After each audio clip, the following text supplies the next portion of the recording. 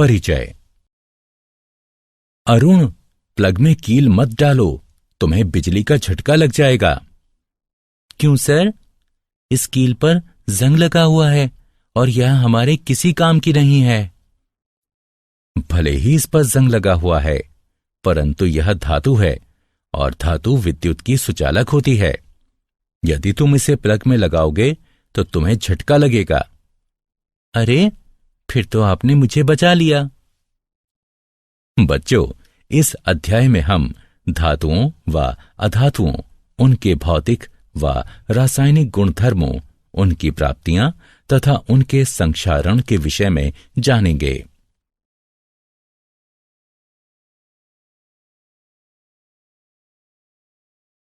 उद्देश्य।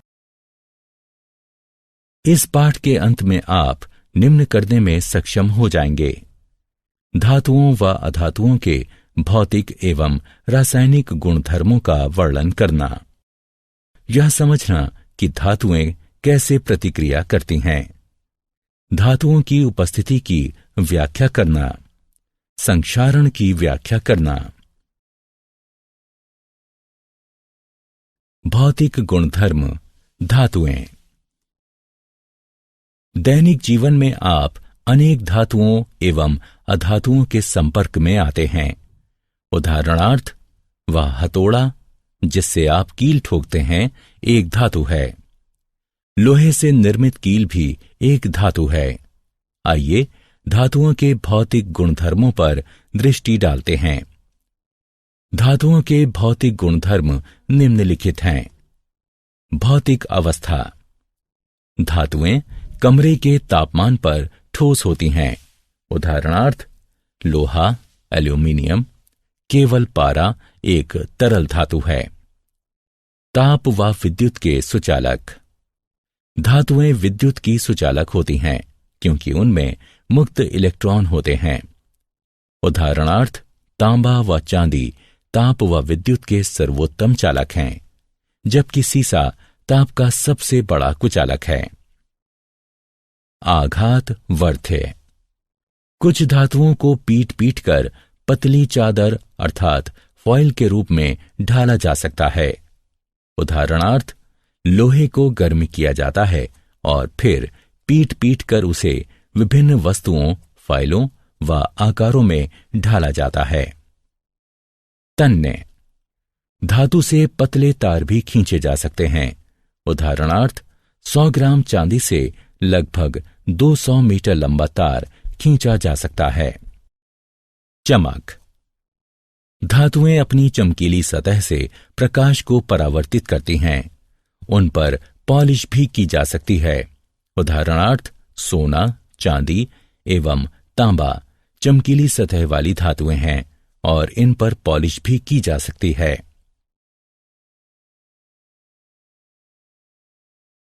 भौतिक गुणधर्म अधातुएं। आइए अब अधातुओं के भौतिक गुणधर्मों की बात करते हैं। भौतिक अवस्था। अधातुएं कमरे के तापमान पर ठोस, द्रव अथवा गैसीय अवस्था में पाई जाती हैं। गैस ऑक्सीजन, क्लोरीन, फ्लोरीन, द्रव ब्रोमीन व ठोस कार्बन। अनाघात वर्ध्य व अतन्य।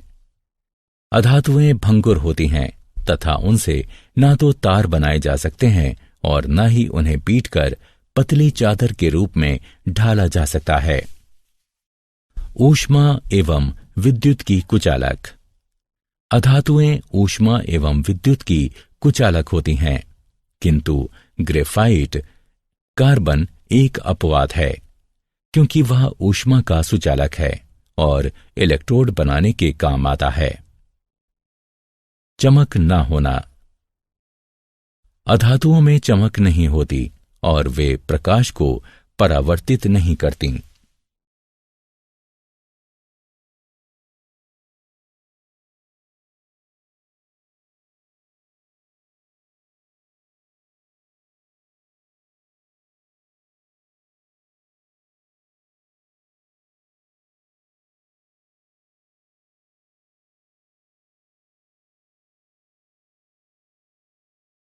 क्या आप जानते हैं, धातुएं कमरे के तापमान पर ठोस होती हैं। इसका केवल एक अपवाद है, पारा, जो कि द्रव है। तरल धातु पारा ऊष्मा व विद्युत का सुचालक है। इसका घनत्व बहुत अधिक होता है। यह अत्यधिक विषैला होता है। अधातुएं विद्युत की कुचालक होती हैं, तथापि ग्रेफाइट, जो कि कार्बन का एक रूप है, विद्युत का सुचालक है। धातुओं के रासायनिक गुणधर्म। अब धातुओं के कुछ रासायनिक गुणधर्मों पर दृष्टि डालते हैं। इन गुणधर्मों में धातुओं की अन्य तत्वों जैसे वायु, जल, अम्लों तथा अन्य धातु लवणों के साथ अभिक्रियाएं भी सम्मिलित हैं। वायु के साथ अभिक्रिया। जब धातुएं वायु के संपर्क में आती हैं तो वे धातु ऑक्साइड निर्मित करती हैं। कुछ ऐसी धातुएं भी हैं जिनमें अम्लीय व क्षारकीय दोनों ही प्रकार के गुणधर्म पाए जाते हैं। ऐसी धातुओं को उभयधर्मी ऑक्साइड कहते हैं। जल के साथ अभिक्रिया। जब धातुएं जल के संपर्क में आती हैं तो वे धातु हाइड्रोक्साइड तथा हाइड्रोजन निर्मित करती हैं। धातुएं जल को धातु हाइड्रोक्साइड विलयन बनाती हैं। अम्लों के साथ अभिक्रिया। लवण व हाइड्रोजन बनाने के लिए धातुएं तनु अम्लों के साथ अभिक्रिया करती हैं। यह अभिक्रियाशीलता प्रत्येक धातु की भिन्न भिन्न होती है। तथापि जब धातुएं नाइट्रिक अम्ल के साथ अभिक्रिया करती हैं तो हाइड्रोजन गैस नहीं बनाती, क्योंकि यह अम्ल एक प्रबल ऑक्सीकरण करता है। अन्य धातु लवणों के विलयनों के साथ अभिक्रिया। एक अधिक अभिक्रियाशील धातु एक कम अभिक्रियाशील धातु को उसके लवण विलयन से स्थानांतरित करती है। सरल शब्दों में कहें तो यदि धातु आ धातु बा को उसके विलयन से विस्थापित करती है तो धातु अ धातु बा की अपेक्षा अधिक अभिक्रियाशील है। तथापि सभी धातुएं अभिक्रियाशील नहीं होती। इस अभिक्रिया में कॉपर सल्फेट में मौजूद तांबे को जस्ता यानी जिंक विस्थापित कर देता है।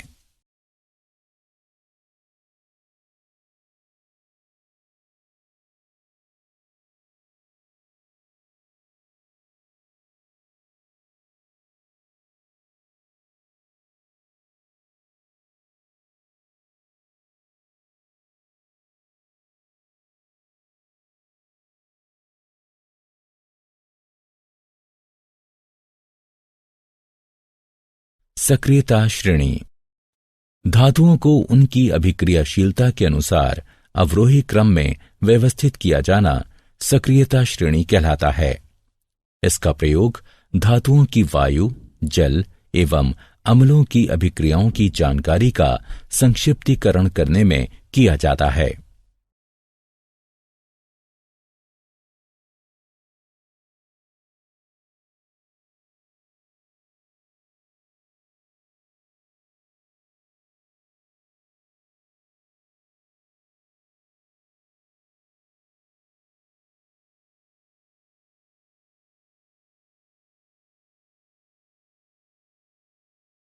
धातुएं एवं अधातुएं कैसे अभिक्रिया करती हैं? धातु के परमाणुओं के वाह्यतम कोश में 1 से 3 तक इलेक्ट्रॉन होते हैं, जबकि अधातु के परमाणुओं के वाह्यतम कोश में 4 से 8 तक इलेक्ट्रॉन होते हैं। अपवाद। इस नियम के 2 अपवाद हैं, हाइड्रोजन तथा हीलियम। इलेक्ट्रॉन का त्याग करने वाली धातुएं त्यागे गए इलेक्ट्रॉनों की संख्या के बराबर धनावेश अर्जित करती हैं तथा अधातुएं स्वीकारे गए इलेक्ट्रॉनों की संख्या के बराबर इलेक्ट्रॉन व ऋणावेश अर्जित करती हैं। जब धातु का कोई परमाणु 1, 2 या 3 इलेक्ट्रॉन अपने संयोजकता कोश से किसी अन्य अधातु परमाणु को देता है, जो कि उन इलेक्ट्रॉनों को स्वीकार किए जाने की क्षमता रखता हो तो उसे वैद्युत संयोजकता कहा जाता है। इसके परिणाम स्वरूप ये दोनों ही परमाणु एक निष्क्रिय गैस का ढांचा निर्मित करते हैं। किसी तत्व के परमाणु से अन्य तत्व के परमाणु में इलेक्ट्रॉनों का स्थानांतरण आयनिक यौगिक कहलाता है।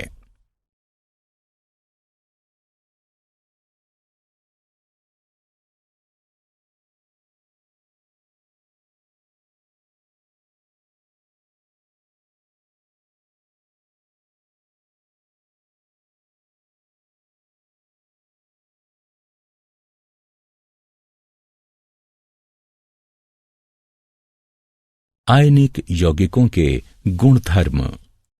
आइए आयनिक यौगिकों के कुछ गुणधर्मों पर दृष्टि डालते हैं।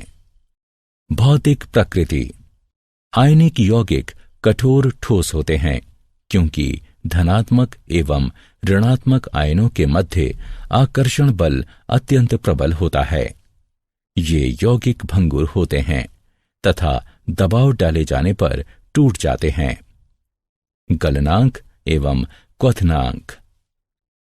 प्रबल अंतर आयनिक आकर्षण को तोड़ने के लिए आवश्यक ऊर्जा की पर्याप्त मात्रा के कारण आयनिक यौगिकों का गलनांक एवं क्वथनांक उच्च होता है। घुलनशीलता। आयनिक यौगिक जल में घुलनशील तथा विलायकों में अविलय होते हैं, जैसे पेट्रोल आदि। विद्युत चालकता। आयनिक यौगिक जब ठोस अवस्था में हों तो विद्युत संचालन नहीं करते, क्योंकि कठोर संरचना के कारण आयनों की गति संभव नहीं होती। किंतु आयनिक यौगिक जब गलित अवस्था में हों तो विद्युत चालकता संभव है, क्योंकि गलित अवस्था में विपरीत आवेश वाले आयनों के मध्य स्थिर वैद्युत आकर्षण बल ऊष्मा के कारण कमजोर पड़ जाता है। इससे आयन स्वतंत्र रूप से गति करने तथा विद्युत संचालन करने लगते हैं।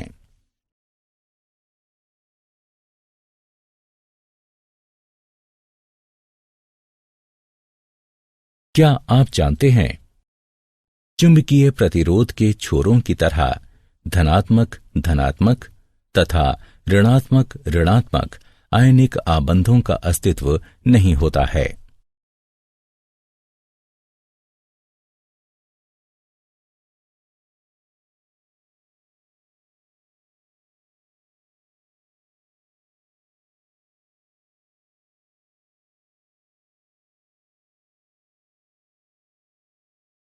धातुओं की प्राप्ति, धातुओं एवं अयस्कों का निष्कर्षण। धरती धातुओं का सबसे बड़ा स्रोत है, तथापि सागर के जल में भी कुछ विलय लवण होते हैं। खनिज ऐसे तत्व अथवा यौगिक हैं जो भूपर्पटी में प्राकृतिक रूप से उपस्थित रहते हैं। कभी कभी खनिजों में धातु की प्रतिशतता बहुत अधिक होती है, उनसे इसे निष्कर्षित किया जा सकता है। ऐसे खनिजों को अयस्क कहते हैं। अयस्क वे अशुद्ध धातुएं हैं जिनमें बालू व पथरीले द्रव्य बड़ी मात्रा में होते हैं। अयस्कों की ये अशुद्धियां गैंग कहलाती हैं। अयस्कों से धातु निष्कर्षित करने से पूर्व इन अशुद्धियों को दूर करना होता है। जब अशुद्धियां दूर हो जाती हैं तो अयस्क सांद्र अवस्था में आ जाते हैं। अयस्कों की इस सांद्रता को अयस्कों का समृद्धिकरण भी कहते हैं।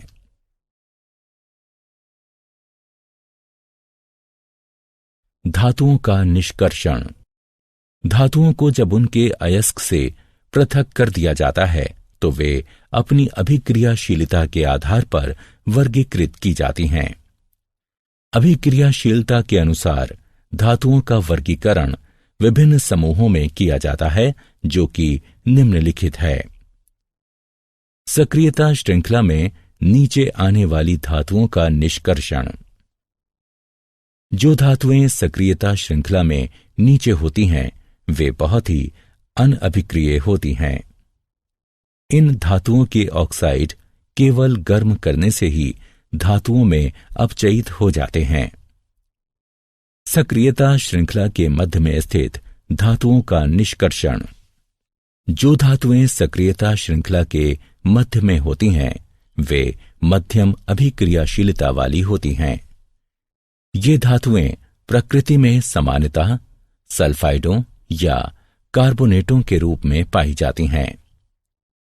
ऑक्साइड से धातु प्राप्त करना अधिक सरल है, इसलिए पहले इन धातुओं को उनके ऑक्साइडों में परिवर्तित करने की आवश्यकता होती है। अतिरिक्त वायु की दृढ़ उपस्थिति में तापन के द्वारा सल्फाइड अयस्कों को रूपांतरित करने की प्रक्रिया को भर्जन कहा जाता है। सीमित वायु की सुदृढ़ उपस्थिति में तापन के द्वारा कार्बोनेट अयस्कों को रूपांतरित करने की प्रक्रिया को निस्तापन कहा जाता है। सक्रियता श्रृंखला में सबसे ऊपर स्थित धातुओं का निष्कर्षण। जो धातुएं सक्रियता श्रृंखला में उच्च होती हैं वे अति अभिक्रियाशील होती हैं तथा कार्बन के साथ गर्म किए जाने पर उनके यौगिकों से प्राप्त नहीं की जा सकती, क्योंकि वे धातुएं कार्बन की अपेक्षा ऑक्सीजन के प्रति अधिक बंधुता रखती हैं। ये धातुएं विद्युत अपघटनी अपचयन के द्वारा प्राप्त की जाती हैं।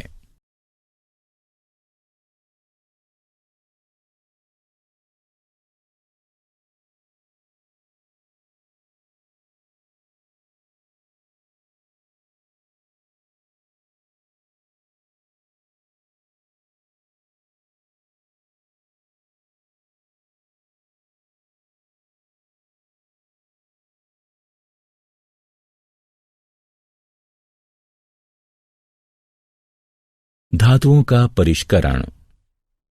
अपचयन प्रक्रिया द्वारा उत्पन्न धातुएं शुद्ध नहीं होती, उनमें अशुद्धियां बची रहती हैं, जिनको दूर किया जाना शुद्ध धातुएं प्राप्त करने के लिए अत्यंत आवश्यक होता है। अशुद्ध धातुओं को परिष्कृत करने के लिए सर्वाधिक प्रचलित विधि विद्युत अपघटनी परिष्करण है। अनेक धातुओं का परिष्करण विद्युत अपघटन द्वारा किया जाता है। अशुद्ध धातु को एनोड तथा शुद्ध धातु की पतली परत को कैथोड बनाया जाता है। धातु के लवण विलयन का उपयोग विद्युत अपघट्य के रूप में होता है। विद्युत अपघट्य से धारा प्रवाहित किए जाने पर एनोड पर स्थित अशुद्ध धातु विद्युत अपघट्य में घुल जाती है। इतनी ही मात्रा में शुद्ध धातु विद्युत अपघट्य से कैथोड पर निक्षेपित हो जाती है। विलय अशुद्धियां विलयन में चली जाती हैं, जबकि अविलय अशुद्धियां एनोड तली पर निक्षेपित हो जाती हैं। इन्हें एनोड मड कहते हैं।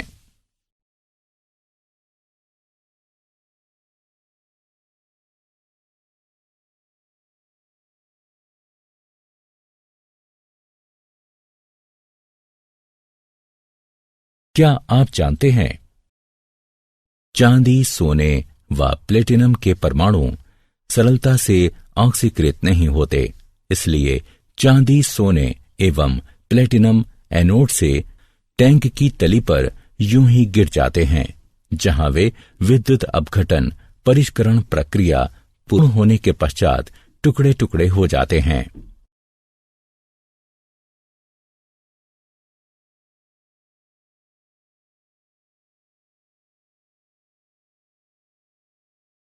संक्षारण। रासायनिक रूप से सक्रिय धातुएं वायु में उपस्थित आर्द्रता के कारण संक्षारित हो जाती हैं। धातु की सतह पर जल की उपस्थिति में वायु में मौजूद ऑक्सीजन की प्रजारण अभिक्रिया को संक्षारण कहते हैं। उदाहरणार्थ लोहा व एल्यूमीनियम संक्षारित होते हैं, जबकि अनभिक्रियाशील धातुएं जैसे सोना, प्लेटिनम एवं पारा संक्षारित नहीं होती। संक्षारण रोकने की 3 विधियां हैं। बलि विषयक सुरक्षा। इसमें अधिक अभिक्रियाशील संरक्षित होने वाली धातु को प्रचारित किया जाता है तथा संरक्षित हो चुकी धातु को अविकल छोड़ दिया जाता है। मिश्रात 1, इसमें जंग रहित अयस्क बनने के लिए धातु में कोई अन्य धातु मिला दी जाती है। यशद लेपन, इसमें धातु पर जस्ते की पतली परत चढ़ा दी जाती है। इसे गैल्वनीकरण भी कहा जाता है। यह परत विद्युत अपघटनीय निक्षेपण द्वारा बनाई जाती है। सारांश, आइए हमने जो कुछ सीखा है उसे संक्षेप में दोहराएं। धातुएं विद्युत की सुचालक होती हैं, जबकि अधातुएं विद्युत की कुचालक होती हैं। धातुएं वायु, जल तथा अम्लों के साथ अभिक्रिया करती हैं। धातुओं को उनकी अभिक्रियाशीलता के अनुसार अवरोही क्रम में व्यवस्थित करने को सक्रियता श्रेणी कहते हैं। किसी तत्व के परमाणुओं से इलेक्ट्रॉनों का दूसरे तत्व के परमाणुओं में स्थानांतरण आयनिक यौगिक कहलाता है। धातुएं अयस्कों से निष्कर्षित की जाती हैं। अशुद्ध धातुओं को परिष्कृत करने की सर्वाधिक प्रचलित विधि विद्युत अपघटनी परिष्करण है।